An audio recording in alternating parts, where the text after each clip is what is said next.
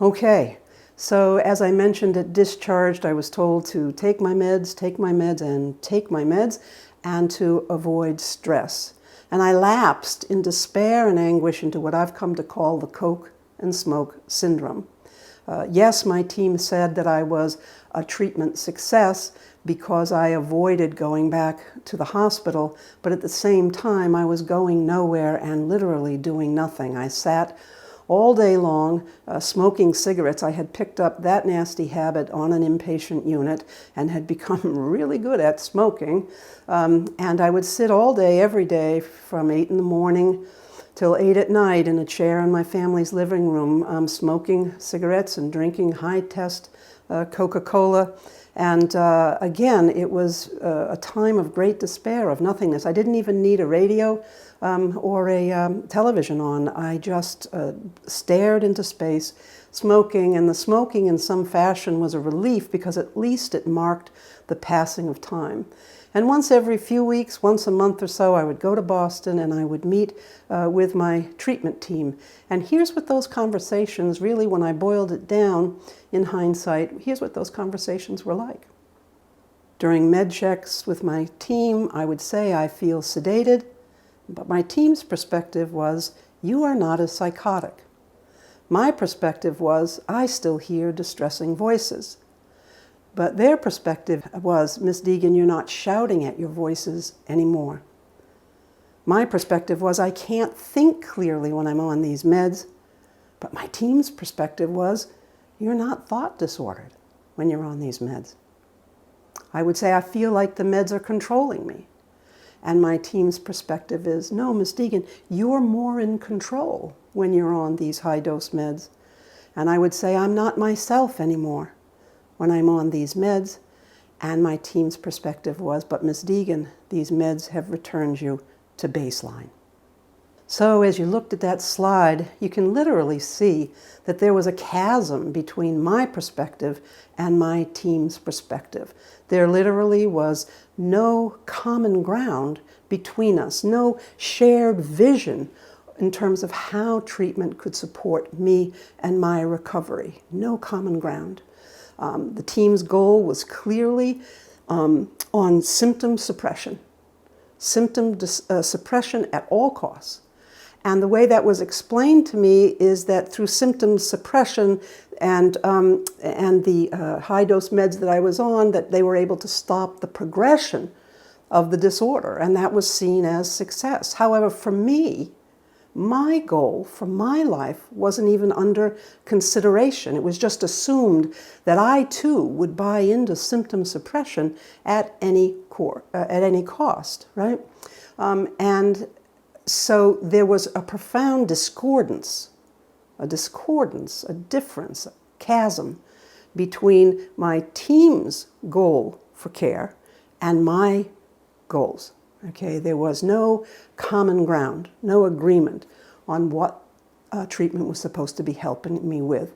And so I've created a method called power statements to help teams get beyond this mistake, okay, to find concordance between the individual's goal for treatment and the team's goal for treatment, particularly with regard to psychiatric meds.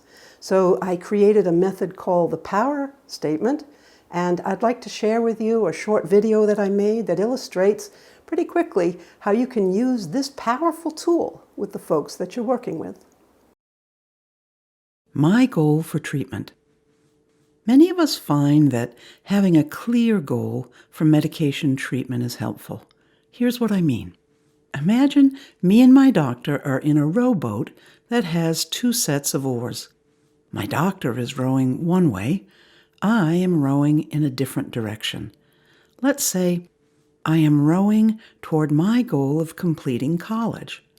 My doctor is rowing toward the goal of reducing my symptoms with meds. But the meds are making me so sleepy, I can't wake up on time for school. Clearly, when my doctor and I are rowing in different directions toward different goals, we won't get very far. The solution is obvious. We need to start rowing in the same direction. And for that to happen, we have to agree on where we are heading. Because it's our life and our treatment, it's best to share our goals with the doctor. A two-step power statement can help us tell the doctor about our goal for medication treatment. I want to work together to find a medicine that will help me sleep better so that I can wake up on time for work. Here's another example of a power statement. I want to work together to find a medicine that will help me manage my temper so that I can get along better with my family. Of course, you can fill in your own power statement with your goals. It's best to write down a power statement and give it to the doctor.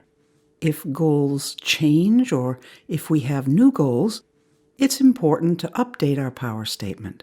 Even if we've been working with the doctor for a long time, it's still a good idea to create a power statement so the doctor can get on board with where we want to go.